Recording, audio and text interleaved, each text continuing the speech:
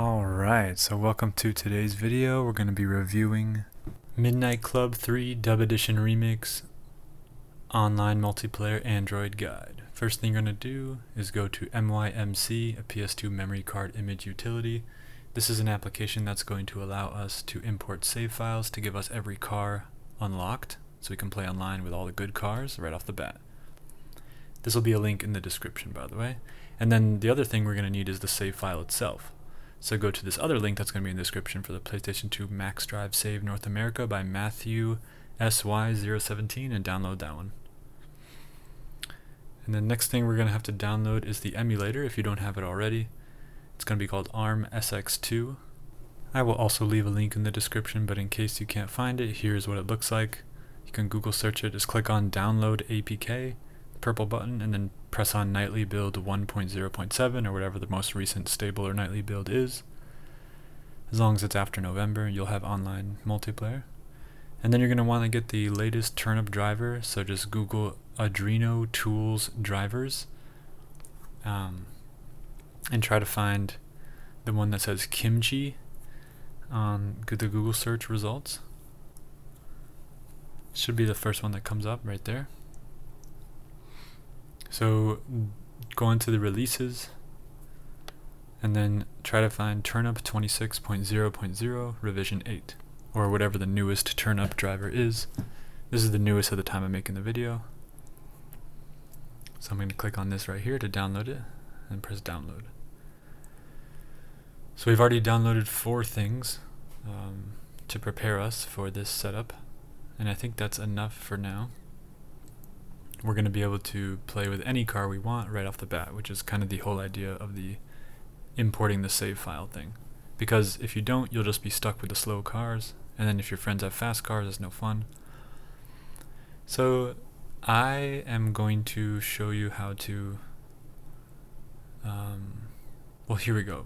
Create a folder called PS2, and in there you're going to put Midnight Club 3 Dub Edition Remix USA.iso. That's the legal digital backup of my copy of Midnight Club 3 Dub Edition Remix on PS2. So you put it in a DVD disk drive, and then you rip the game file and back it up to your computer as an ISO. Next thing we're going to want to do is get some game art, so Google Midnight Club Dub Edition Remix box art and find a nice HD image of the box art.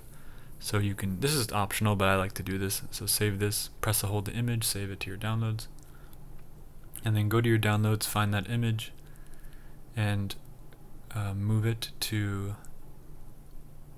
your PS2 folder and just drop it in there with the game file. And right now I'm on my girlfriend's Retroid Pocket Flip 2 and I'm setting this up for her so we can play together. But I figured I might as well record it while I'm setting it up so you guys can set it up too. But basically you just press and hold on the game title and it'll say choose cover, click that, and then you can find the image that we just put in that folder and select the correct game box art. So the next thing you're going to want to do is press on the hamburger at the top left corner and then scroll down until you find settings, and you're going to want to adjust the emulator settings. So head on over to graphics and then make sure the renderer is Vulkan. And then select GPU Driver Manager and make sure you're using Mesa Turnip V26 Revision 8 or anything newer. So to do that, you go into your downloads where we downloaded it before from the Kimchi GitHub. That one right there. You don't need to unzip it, just select it. And then in the emulator, it'll show up and then it's yours. And we're going to leave the resolution upscale at 1x. We don't want any higher resolution than that. It's a pretty demanding PS2 game for the Retroid Pocket Flip 2. But everything else is default. So we're basically just changing the backend and the driver to Vulkan and Turnip and leave the rest default. So in storage and data, you're going to scroll all the way down to network and you're going to enable Dev9 Ethernet. And then for Ethernet API, you're going to select sockets. And then for Ethernet device, you're going to select WLAN 0. And now you can connect to the internet with these settings, as long as you use the correct DNS address. So now we have the game set up, you could technically run the game and play the offline story mode and stuff like that. But we want to, if you want to, unlock all the cards right away, we're going to use this mymc.zip file. We're going to have to unzip it because there's an application in there that we can run on Windows that will allow us to import save files to our memory card within the emulator. So also, I dragged the save file itself into my memcards folder, in my data folder, my PS2 folder. So that's what it should look like. That's the save file we downloaded from, I think it was the GameFAQ website or whatever. Matthew's save file. So it should be a .max file. These two files are your memory cards, so that's memory card 1 and memory card 2. We only need to worry about memory card 1. So this mymc alpha 2.7.zip, we can just move that to any folder on your SD card. So the PS2 folder is already on my SD card, so that's good because my memory card and my save files over there. But you can go to your SD card and you can select a random folder like ringtones, for example, and just unzip it there.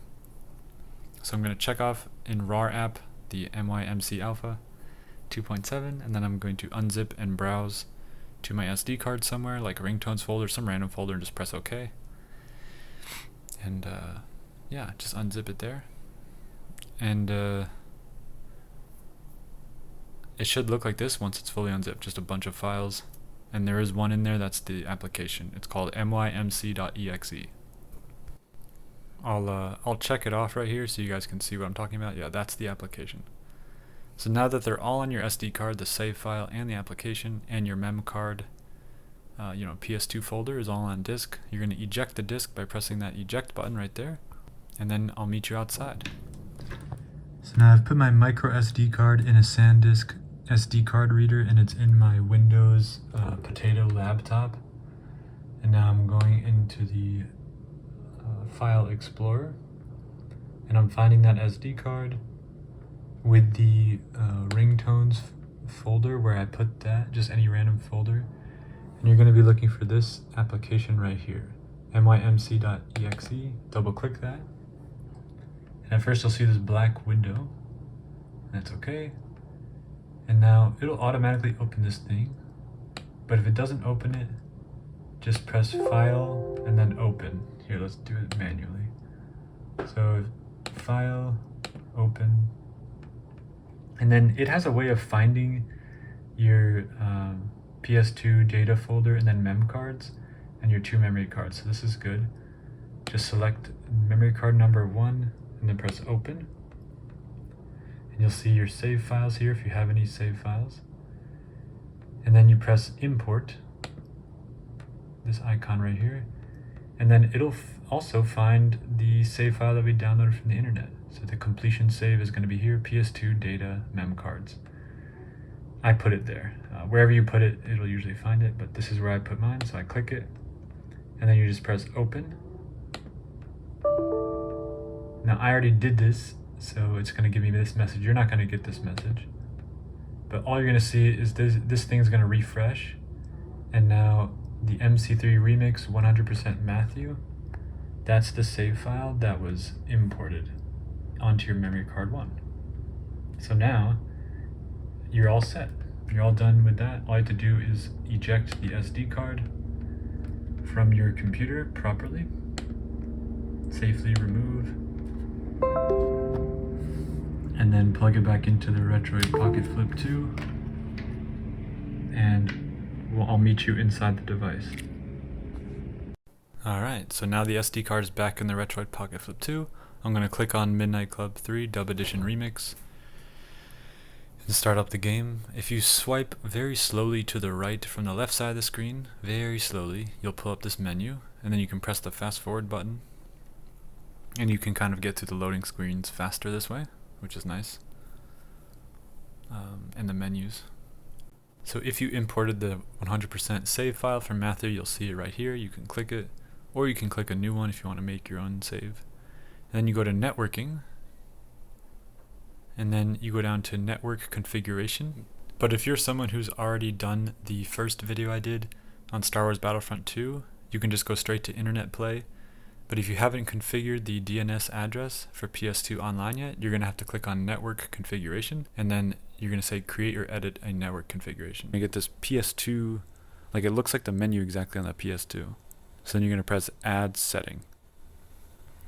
And then you're going to press memory card slot 1, press X. And then you're just going to go to the right, D-pad right, and then you're going to press X on SCE Ethernet network, and then go to the right,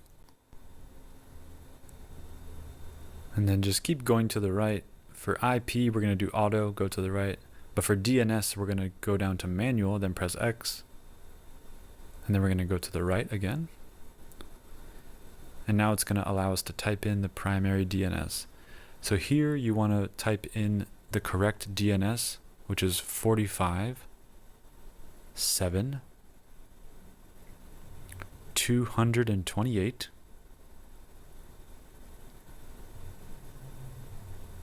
and then 197. And this is the current DNS for all the PS2 games on ps2online.com.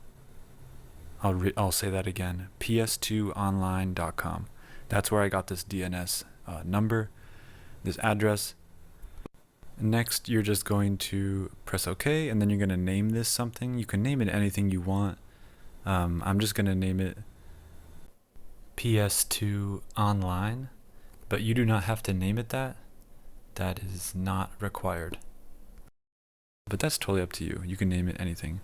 In the future, this DNS number, the one I just wrote before, that could change. So go and check the PS2 Online website and double check if you are watching this in the future, what the current DNS address is. It should be at the top of the page in green letters on that website. So yeah, we're just saving this. We can name it whatever we want here, save it, and then eventually just press OK. And then when you get to this point, you can just press circle to quit out and press quit. And you'll be sent back to here, and you'll see the setting you just made, whatever you named it. Then you're going to go up to Internet Play now. And now you'll see how it says Matthew as a nickname. That's because of the save file we imported. So you can delete that and make your nickname. I'm making my girlfriend's nickname here. And then put in a random email address. This is not my email. I just typed in hellogovna@gmail.com, for example. And then for the password, everyone has to use the same password. So do lowercase p, s2, and then lowercase t. Everyone who logs on to this online server has to use that. And then proxy server, don't mess with it, just leave it default none, and then press login and press X or OK. And then press OK, and then read this, and then press OK. And then it's going to say DNAS authentication. Would you like to create a new account? Yes. And then it's going to say logging into account. And that's it. Now you're in. So this is the 24/7 servers by Christian X, the admin at PS2 Online. And now it's going to do this whole glitchy thing where it saves to the memory card 1.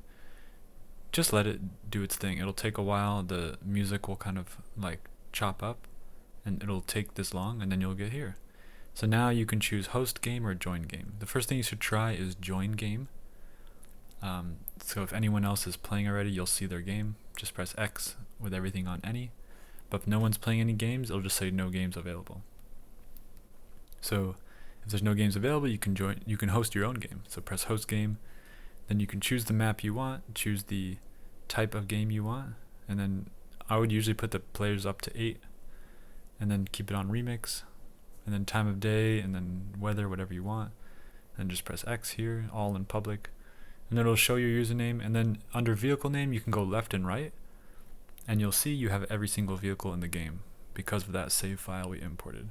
Usually you'd only have maybe 5 or 6 vehicles, very slow beginner vehicles. But now I can scroll through every single one, and if you know this game, if you played it as a kid or as a teenager or something, you'll recognize all these different vehicles. But if you don't know what these are, if you're not a car person, maybe go to the career and go into the garage or the story mode, and then go into the garage, and you can kind of see what all these cars are. If you find the Zonda C12S, this is a very fast car. So just in case you want a super fast car to test out high speed, click on it and see what happens. You press start, by the way, and that's what starts the game. Turn off the fast forward though at this point. So I'm going to show you what happens if you don't play on high performance mode. So the game should crash, but it'll run for a little bit. So as you can see, the Pagani Zonda, basically a supercar. It's like a very end game vehicle, just like super fast. You get up to 250 miles per hour very quickly. And it's not that easy to drive, but hey, if you want the fast cars, if you want to keep up with the big boys, then this is a good car to choose. It'll just be a little hard to control, that's all. So I'm going to test out some high speed to see if I can get the game to crash. To show you the Retroid Pocket Flip 2, the Snapdragon 865 cannot actually handle this game unless it's on high performance mode. There you go, boom, it crashes. Which is kind of interesting, right? So that high performance thing from the drop down menu, you need to actually use on this game. So I just want to show you that just in case you ever run into the same problem. That's why, if it ever crashes, you just weren't playing it on high performance mode. Keep the fan on the max too. Pretty demanding PS2 game. So if you drag the top down, here's the high performance mode, click that. And then the fan, you can go to customize and push it up to the max. So that's like a gentle form of overclocking for the device built in. Again, put on fast forward through the menus. So this is also a way to run through the intro screens again, just so you know what to do. Press start, click on Matthew, then go to networking. And now the profile is saved to your SD card, saved to your memory card. So it'll all just be there. You can just press OK, OK, OK, sign in. And it's pretty quick getting in. After that first time, it's pretty easy to get in. So you'll see the same exact thing. And if I go join game, I'll actually see the game that I made is still here from when I crashed. I'm not going to join it though, but that's what it looks like if someone else is hosting this game, and you can just join it. But we're going to say host game, and we're going to create the same game again, and then we're going to do a little bit of a gameplay demo just to show you that the Retroid Pocket Flip 2 can handle the high speed car with 1x resolution in high performance mode, and it won't crash. So if you go to the left, you'll see you can get to the Zonda faster, but you don't actually want to pick that one. That's like Matthew's Zonda, so it's all pimped out. It's like all like customized and pink and stuff. So keep going to the left, keep going to the left. You'll see all his custom cars. They have like all caps letters. And then you'll see the cops, and then you'll see the Zonda. There it is. It should show all the letters like C12S. You can see it very clearly. That's the Pagani Zonda that's not modified, the stock Zonda. So again, remember to turn off the fast forward while you're playing the game. So there you go. It gives you a different color every time with the stock cars, which is pretty nice. And here we're on high performance mode, and I'm just going to find a song that I like. You can press D-pad right and left to scroll through all the songs. This game has a great soundtrack, has a lot of different music, real songs by real artists. And yeah, here we go. Let's test out the full speed and see what it does. So here we are at 250 miles an hour. Boom. No crash. And this is some highway testing here. So basically, as you're playing this, you'll just be scrolling around, like, you know, roaming around on cruise mode. And yeah, you can repeat songs if you like them. Basically, people can see that you're online on the PS2 online website. They'll see, oh, one person online or whatever, and they can go on and join you. So they can join your lobby and they can hop on your game, and then you'll see them driving around on the minimap. I think it's D-pad up to see the minimap. And then you guys can meet up and you can text each other by pressing select, I think it is, or start or select, and then you can open up this sort of keypad where you can text message one another, and the text message shows up right on the screen, whatever they're saying. It will also show a little message that they joined your game when they do. And you can play cruise and just cruise around with them, or you can actually play races and race them. And the racing is actually really fun in this game. It's like an open world form of racing where you have to find the next sort of like checkpoint where it tells you what direction to go in next from the minimap.